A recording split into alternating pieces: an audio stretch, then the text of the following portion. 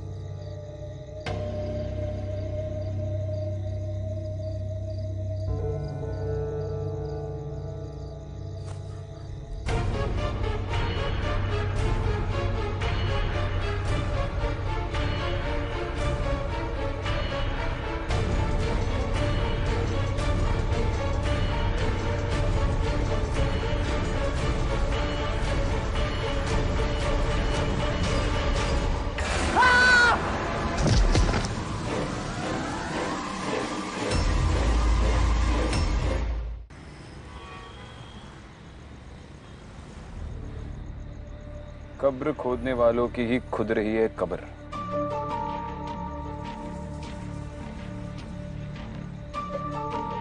कब्रिस्तान में कब्र खोदने वाले को कोई क्यों मारेगा, वो भी इतनी बेरहमी से। तुमने गौर किया? उसे मारकर कब्र में फेंक दिया, लेकिन ऊपर से किसी ने मिट्टी नहीं डाली। इसका मतलब जिसने भी ये किया है वो चाहता है कि ये कत्ल लोगों की नजर में आए। ये कम्युनल झगड़ा भी हो सकता है। सुरेश सर भी कह रहे थे उस कम्युनिटी के लोग काफी घबराए हुए।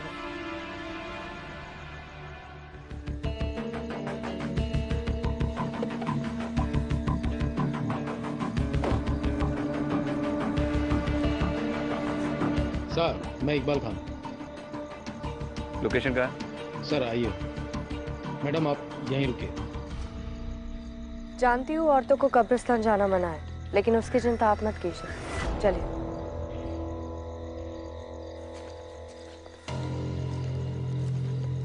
सर यही जगह है।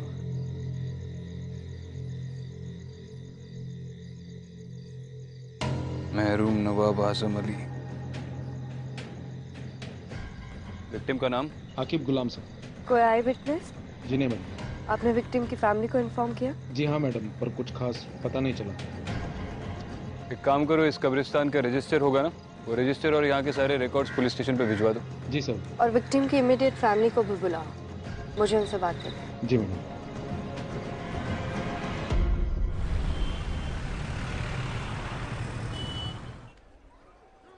माफ कीजिए, आपसे कुछ सवाल पूछने थे, इसीलिए अभी आपको तकलीफ दी। आप ठीक तो है? अब कुछ ठीक नहीं हो सकता। एक बेटी है हमारी, हर वक्त पूछती रहती है अब्बू कहाँ है,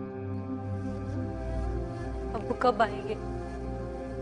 मना किया था आपने, कब्रिस्तान का काम मत करो, कोई और नौकरी भी तो ढूंढ सकते हो।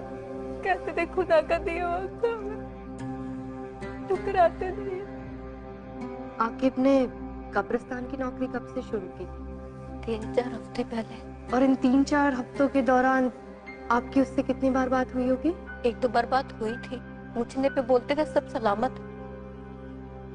पर नहीं, हम जानते उनकी आवाज में एक अजीब सी घबराहट थी।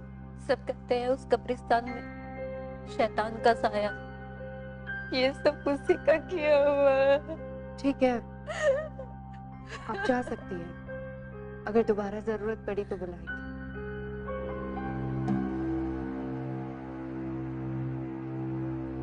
क्या हुआ विक्रम, कुछ मिला?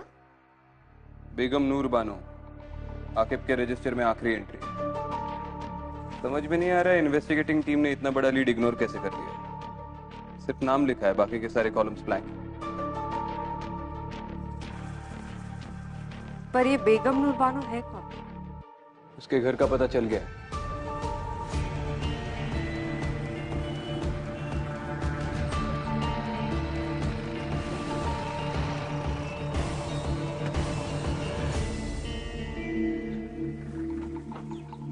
रुको यहीं पे।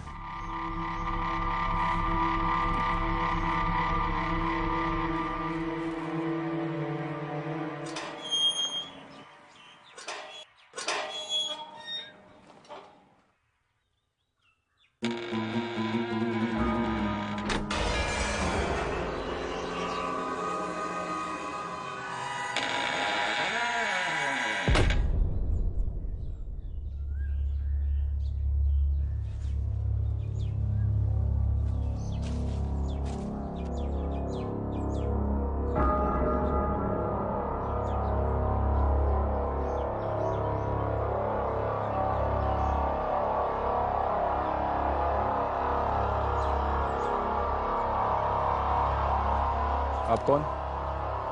हमारी छोड़िए, आप बताइए कि आप कौन? पुलिस। एक इन्वेस्टिगेशन के सिलसिले में यहाँ पर आए हैं। आप अंदर नहीं जा सकते। अच्छा, आप रोकेंगे पुलिस को? नाम क्या है तुम्हारा? नासिर। ये हवेली किसकी है? हमारे नवाब साहब की। वो है अंदर? नवाब साहब को गुजरे हुए जमाना हो गया है। हम नवाब साहब के खानदानी मुलाजिम हैं। नवाब साहब के गुजरने के बाद हम बेगम नूर की खिदमत में लगे हुए हैं। बेगम साहिबा ने खास हिदायत दे रखी है कि कोई उन्हें परेशान ना करे, और वो खुद भी बाहर नहीं निकलती है। आपके नवाब साहब का नाम क्या था? मरहूम नवाब आजिम अली। और आपकी बेगम नूर बाहर नहीं निकलती, मतलब कब से वो हवेली के अंदर ही रहती है? ये आज की बात नहीं है। नवाब साहब के गुजरने के बाद बेगम साहिबा ने अपने आप को हवेली में बंद कर लिया। पिछले 3 महीनों से उनको किसी ने नहीं देखा है। मैं हर रोज दोनों वक्त का खाना दरवाजे पर रख देता हूँ। वो तो खुदा का शुक्र है कि वो खाना खा लेती है। तो पिछले 3 महीनों में आप बेगम साहिबा से बिल्कुल मुखातिब नहीं हुए? बेगम साहिबा की आदत थी, वो इससे पहले भी 3-4 बार ऐसा कर चुकी है। वो अपने आप को कमरे में बंद कर लिया करती थी। शुरू में तो हमको भी बड़ा अजीब सा लगता था। डर लगता था कहीं बेगम साहिबा को कुछ हो ना गया हो। और हमें उनसे मिलना हो तो? मैंने कहा ना साहब, उनसे कोई नहीं मिल सकता। यही बेगम साहिबा का फरमान है।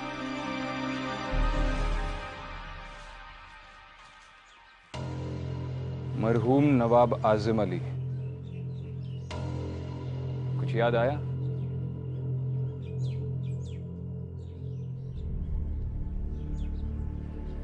इस इमारत के हश्र को देखकर समझ में आता है इसकी नींव कितनी मजबूत होगी।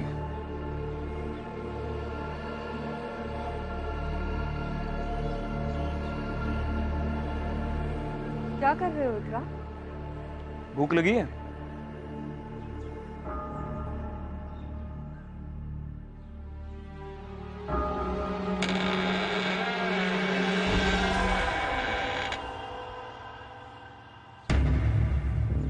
चलो।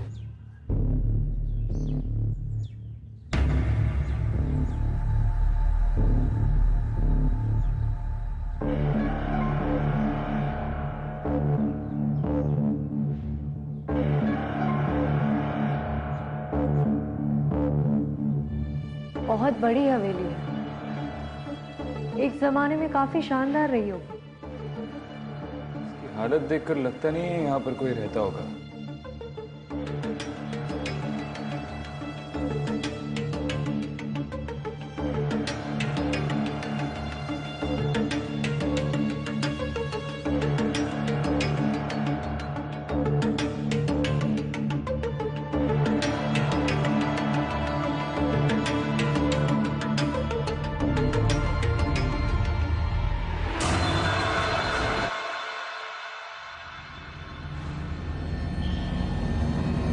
विक्रांत इस विक्रांत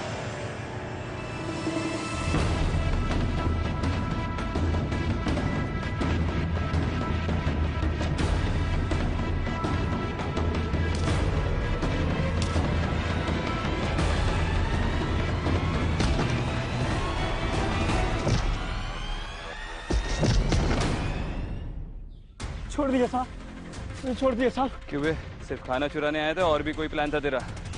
और हमको देखकर भाग गया? नहीं साहब, मैं चोरी नहीं कर रहा हूँ साहब। तो ये खाना क्या बेगम ने तुझे खैरात में दिया? हाँ? नहीं साहब, ऐसी बात नहीं है साहब। पहले ये सामान सब अंदर जाता था और अभी कुछ ही दिनों से देख रहा हूँ कि ये सब बाहर ही रखा रहता है, तो इसलिए मैं ही उठा लेता हूँ साहब। सच बोल रहे तू? हाँ हाँ साहब, सच बोल रहा है? हाँ सच बोल रहा हूँ साहब।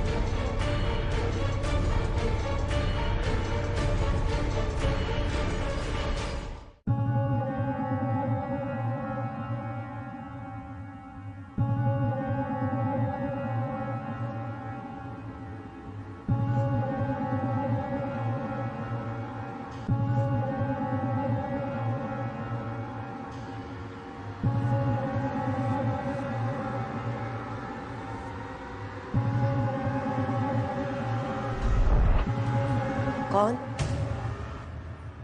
कौन है वहां?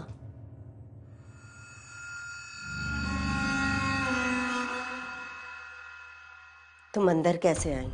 आई एम सॉरी पर मैं एएसपी अदिति शर्मा हूँ, मुंबई पुलिस।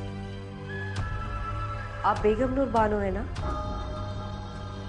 आपसे कुछ बात करनी है। किसी के घर में बगैर इजाजत के चोरों की तरह कैसे चले आए?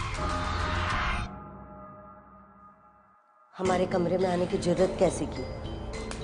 देखिए, मैं सिर्फ अपना काम कर रही हूँ। नासिर, मैम, मुझे आपसे एक मर्डर के सिलसिले में कुछ बात करनी है।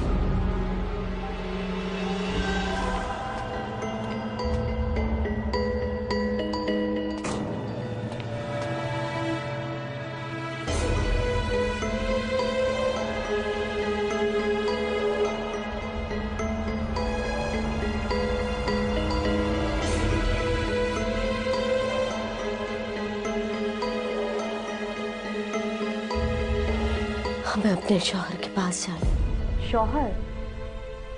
नहीं, मैं तो आपसे ये पूछने आई थी कि उस कब्रिस्तान में अदिति,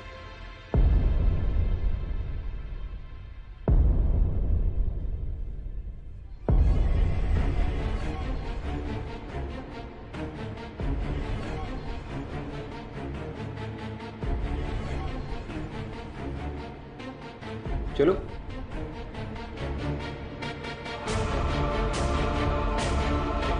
आओ।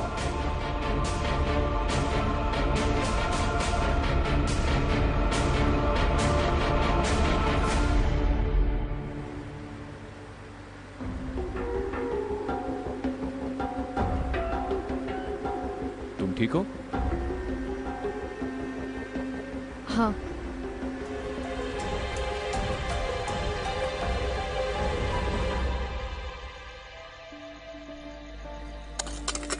क्या जिंदगी है यार, रोज रोज एक ही काम।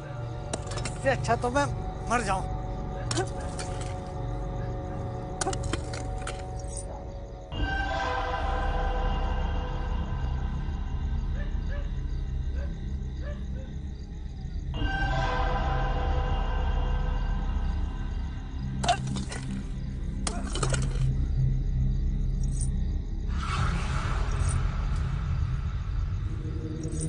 कौन है?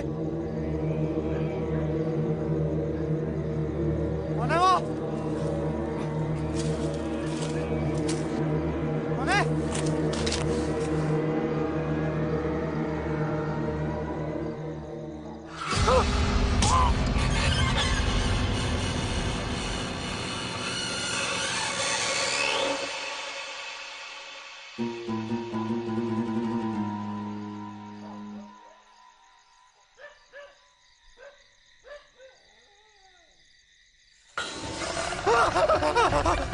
मुझे माफ कर दो, मुझे माफ कर दो। हमें अपने शौहर के पास जाना। यासिर, बचाओ। हमें अपने शौहर के पास जाना। यासिर, यासिर बचाओ, यासिर बचाओ, यासिर।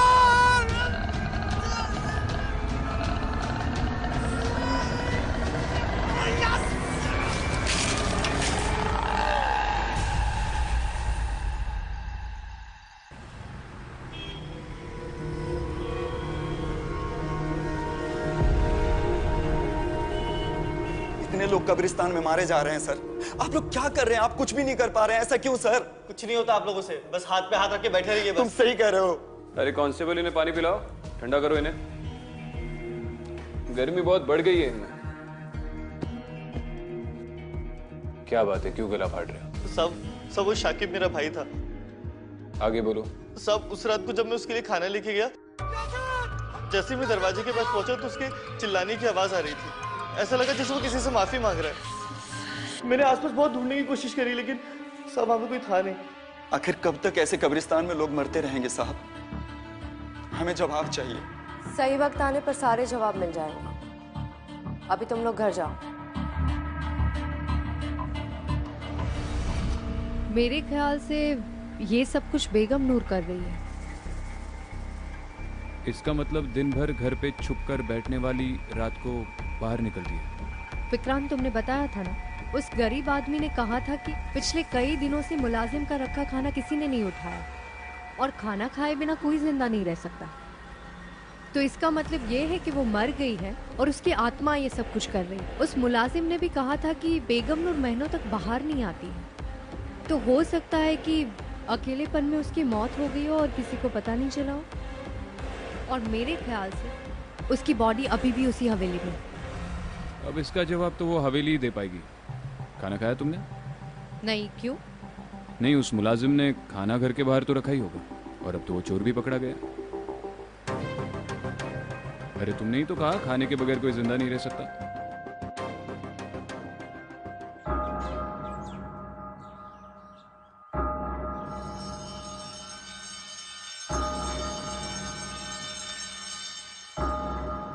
आइडियली इंसान की लाश 4 दिन के बाद सड़ना शुरू हो जाती है, लेकिन ताजुब की बात यह है कि इस हवेली में बदबू बिल्कुल नहीं आ रही। अगर उसकी लाश पिछले 3 महीनों से यहां पर पड़ी हुई है तो बदबू जरूर आती। कोना कोना छान मारो and Aditi look for a stench.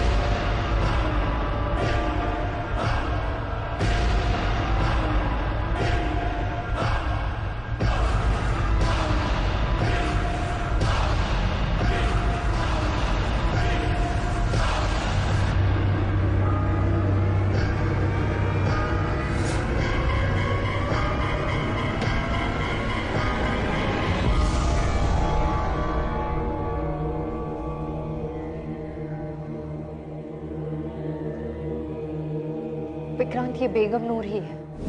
उसके गले में जो हार है उसे मैंने उसकी हर तस्वीर में देखा है। उस दिन वो मुझसे अपने शौहर के बारे में कुछ पूछ रही थी। हमें अपने शौहर के पास जाना। उसका शौहर वही है ना जिसकी कब्र हमने उस कब्रिस्तान में देखी थी, नवाब आजिम अली। विक्रांत, मुझे लगता है कि हम बेगम नूर की कब्र उसके शौहर की कब्र के पास बनाते तो शायद उसकी आत्मा को शांति मिल जाए और ये सब कुछ रुक जाए। शायद हाँ, शायद ना, लेकिन ये कंकाल पिछले 3 महीनों से यहाँ पर पड़ा हुआ है। यकीनन अब वक्त आ गया है कि उसे दफनाया जाए।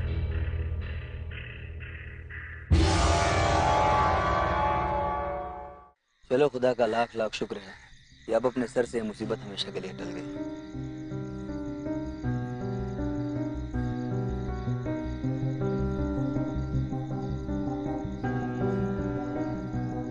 मुझे लगता है अब सब कुछ ठीक हो जाएगा। कम से कम देर से ही सही बेगम नूर की आत्मा को सही अंजाम तो मिला।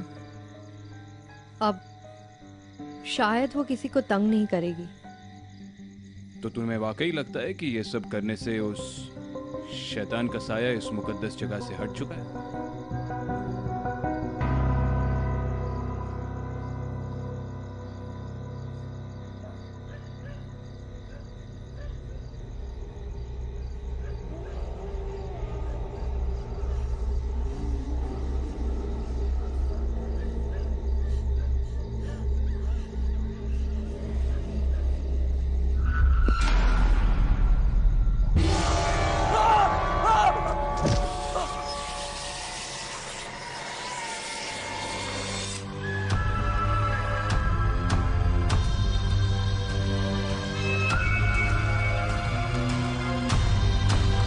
हमें अपने शौहर के पास जाना है।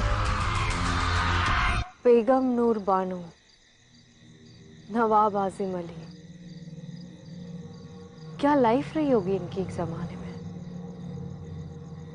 मुझे तो दिलचस्पी इस बात की है कि अब इतनी बड़ी प्रॉपर्टी का क्या होगा।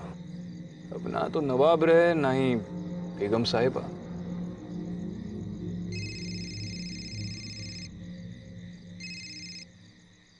हाँ यासर, क्या?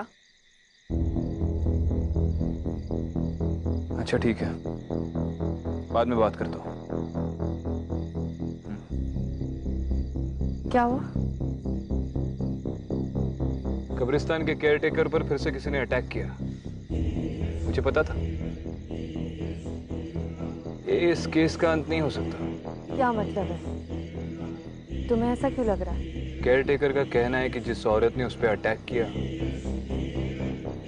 वो भी बार बार वही कह रही थी। हमें अपने शौहर के पास जाना है।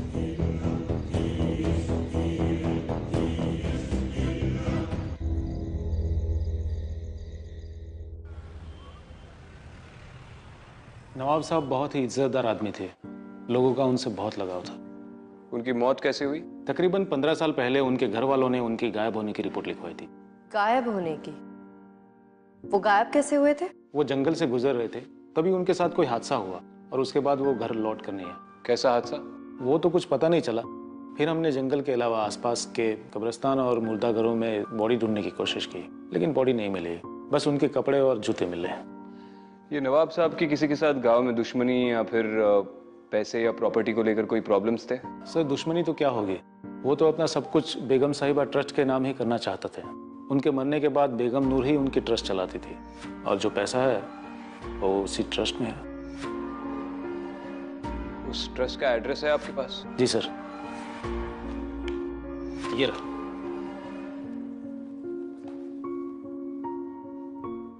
ओल्ड भोपाल।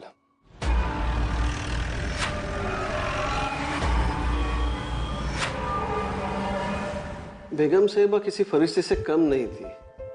खुद की औलाद ना होने की वजह से उन्होंने बच्चों के लिए ट्रस्ट शुरू किया था। फिलहाल कैसे चल रहा है आपका ट्रस्ट? जी, जो भी डोनेशंस आते थे वो बेगम साहिबा की तरफ से ही आते थे और उनको देख के उनके सर्कल के सारे लोगों ने भी ट्रस्ट में डोनेशन शुरू कर दिया था। बल्कि बेगम साहिबा ही उन्हें ट्रस्ट में पैसा देने के लिए मजबूर करती थी। अब पता नहीं उनके मौत के बाद क्या होगा। जैसे बच्चों के सर से माँ का साया हट जाएगा बिलाल जी, हम इस ट्रस्ट की अकाउंट डिटेल्स देख सकते हैं? जी हाँ बिल्कुल, मैं अभी आपको दिखा देता हूँ।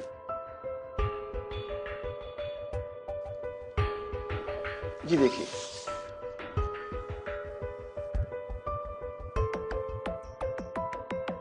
ट्रांजैक्शंस तो बहुत कम है, पिछले 1 साल में तो बिल्कुल ही नहीं है। लेकिन उससे 1 साल पहले 25 लाख की रकम और 10 लाख रुपए और किसी ने विड्रॉ किए हैं। बिलाल जी, बेगम नूर के अलावा इस ट्रस्ट से किसे विड्रॉ करना अलाउड था? जी वैसे तो ट्रस्ट गरीबों की भलाई के लिए बनाई जाती है, लेकिन नवाब साहब और बेगम साहिबा के जितने भी रिश्तेदार हैं वो ट्रस्ट से पैसा निकाल लेते हैं। उनके विल में ही ऐसा लिखा है। ये फंड्स कहाँ ट्रांसफर हुए थे? जी फिलहाल तो मेरे पास सिर्फ अकाउंट नंबर है, मैं उसके सारे डिटेल्स निकालता हूँ और आपको फोन कर देता हूँ। चलो ठीक है, बाद में बात करता हूँ। कुछ पता चला? ये बेगम नूर के ट्रस्ट के अकाउंट से जो पैसे निकल रहे हैं वो इंदौर ट्रांसफर हो रहे हैं, किसी अमीना नाम की औरत के अकाउंट में। हो सकता है कि अमीना नवाब साहब या बेगम नूर की कोई रिश्तेदार हो सकता है, लेकिन ये कंफर्म करने के लिए इंदौर जाना होगा।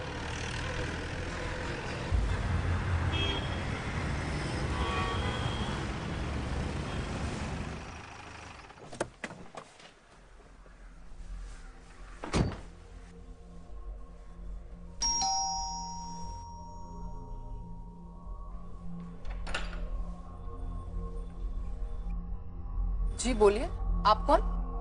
आप अमीना? जी आप? मुंबई पुलिस, आपसे कुछ बात करनी है, अंदर आ सकते हैं? हम आपसे एक केस के सिलसिले में बात करने आए हैं। हाँ पूछिए, क्या पूछना है आपको? आप बेगम नूर बानो को जानती है?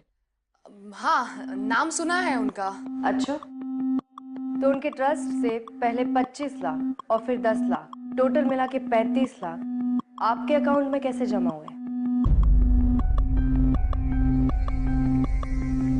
अच्छा ठीक है, आप उनके शौहर नवाब आजम अली को तो जानती होंगी? हाँ जानते हैं, वो मेरे अब्बू के काफी अच्छे दोस्त थे, हमारे घर काफी आया करते थे। कमाल है, तो फिर आप उनकी बीवी को नहीं जानती? दरअसल बात यह है कि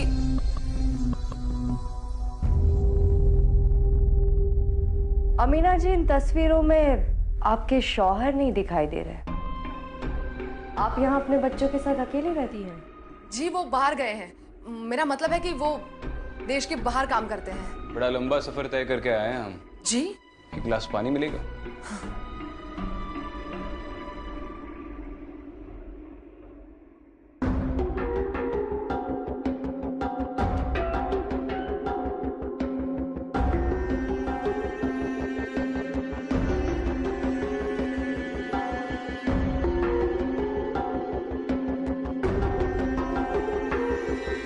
शुक्रिया। आपके शौहर का नाम क्या बताया आपने?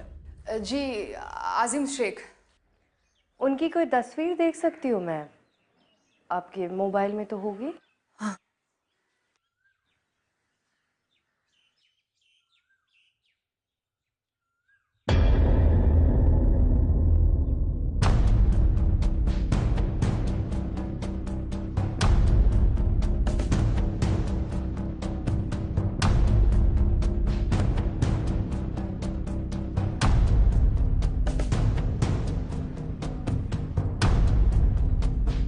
नवाब साहब? लेकिन आप लोग कौन हैं? अरे नवाब साहब आइए, बैठिए बैठिए, आप ही का घर है, आइए आइए।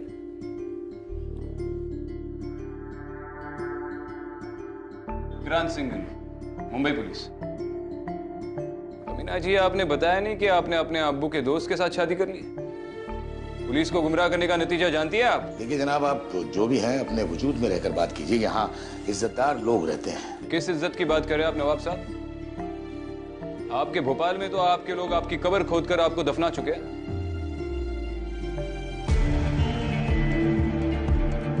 नवाब साहब, आपकी पहली बीवी बेगम नूर बानो आपको 15 साल से ढूंढ रही है और आप यहाँ पर? शर्म नहीं आती आपको? जरा सी भी इंसानियत नहीं है? मोहतरमा, दायरे में रहकर बात कीजिए। हम अगर अपनी पुश्तैनी हवेली छोड़कर यहाँ रह रहे हैं तो उसके पीछे कोई वजह है। वो बांझ थी, आप उन्हें सच क्यों नहीं बता देते? बेगम आप चुप रहिए। माना कि नूर हमारी बेगम थी, लेकिन वो हमें कभी औलाद ना दे सकी। हम हमेशा उनकी औलाद से महरूम रहे। शायद इसी गम में वो पगला गई। हमने सोचा धीरे धीरे सब ठीक हो जाएगा, लेकिन नहीं हो सका। जब पानी हद से गुजर गया, जब बात हद से बढ़ गई, तब हमने यह रास्ता अख्तियार किया। माना कि वो हमें कभी तकलीफ नहीं देती, ना हम उन्हें कभी तलाक देते, ना वो हमसे कभी तलाक मांगती।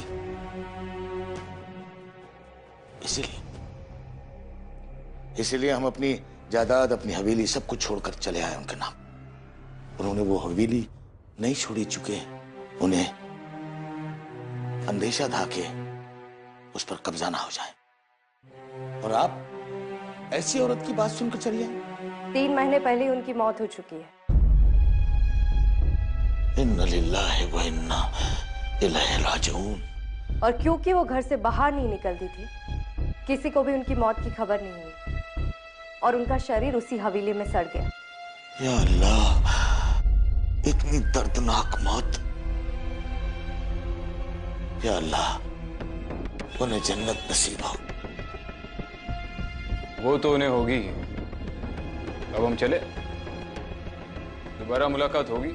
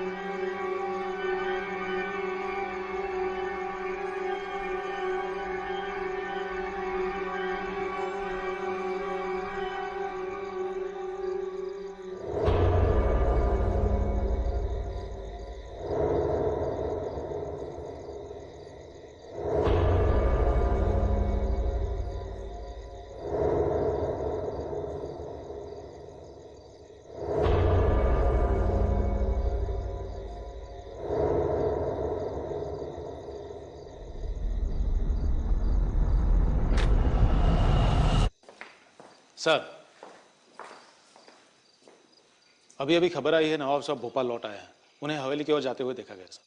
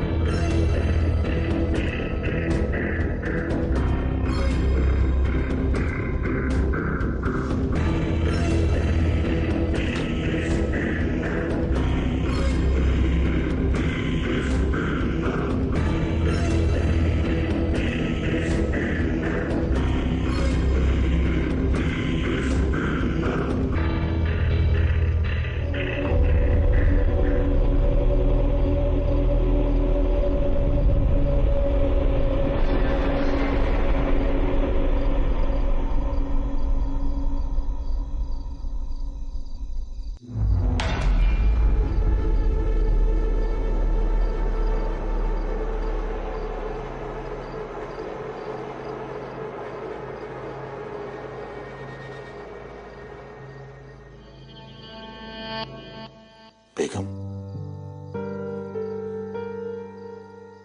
हम आपके कसूरवार हैं, गुनहगार हैं आपके। बखुदा, हमारा मकसद आपको तकलीफ देना नहीं था, लेकिन क्या करते, थक गए थे। हमने आपके साथ बहुत बुरा किया, हमें माफ कर दीजिएगा, माफ कर दीजिएगा।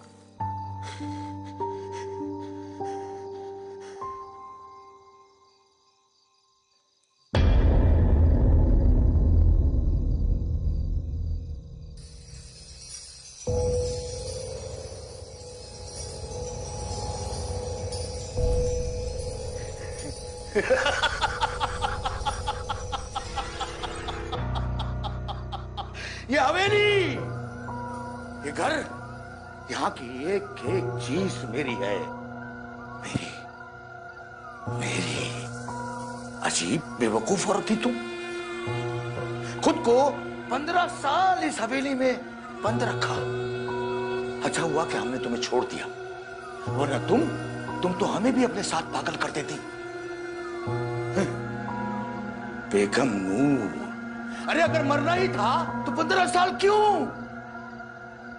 हमें हमारे ही घर से दूर रखा।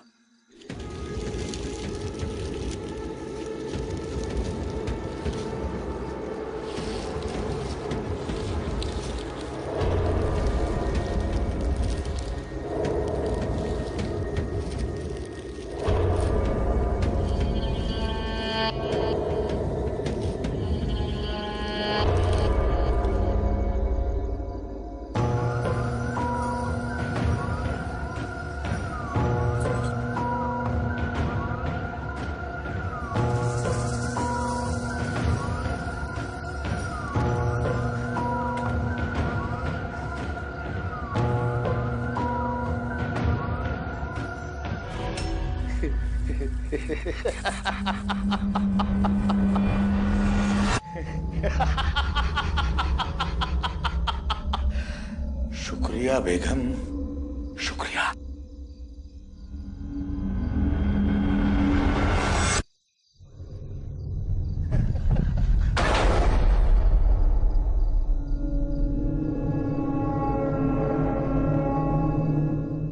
दरवाजा खोलो, दरवाजा खोलो। नासिर, कहाँ जा रहे हैं आप?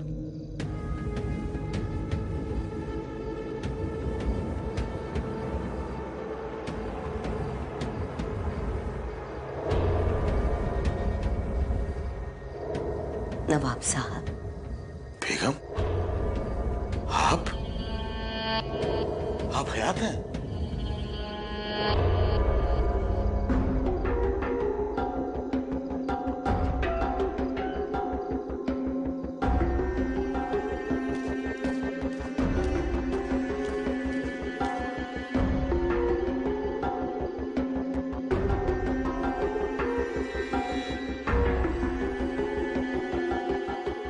साल 15 साल इंतजार किया आपका, अब कह नहीं जाएंगे आप। लेकिन पुलिस वाले तो बोल रहे थे कि आप मर चुकी हैं। मौत की खबर तो आपकी भी सुनी थी। ये नहीं हो सकता, ये सब आपकी नौटंकी है। मैं सब पुलिस को खबर कर दूंगा अभी अभी।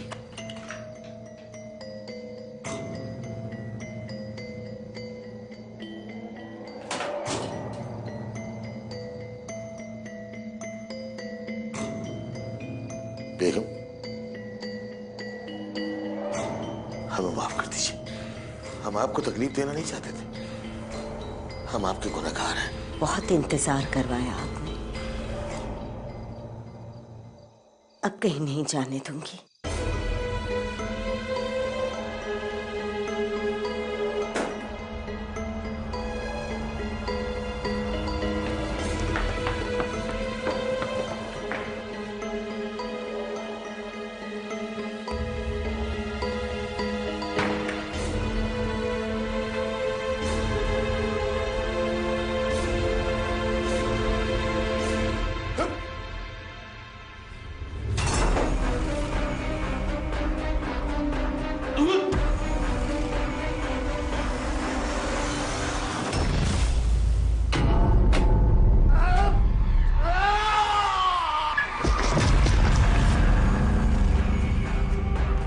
मैं तुम्हारा गुनहगार, सब कुछ मैंने ऐसे के लिए किया।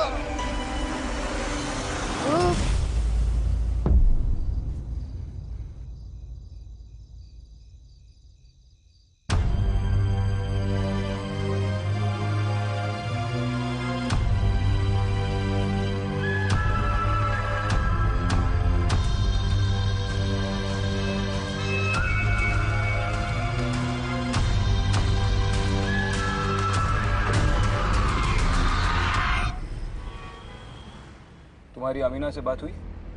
हाँ, इन्फॉर्म कर दिया और कब्रिस्तान कम्युनिटी वालों की रिक्वेस्ट के बारे में भी बताया। सरप्राइजिंगली वो मान भी गई। कौन सी रिक्वेस्ट? वो लोग चाहते थे कि नवाब साहब की कब्र बेगम नूर की कब्र के पास बनाई जाए ताकि उनकी आत्मा को शांति मिले। और अमीना इस बात को मान गई? मान गई।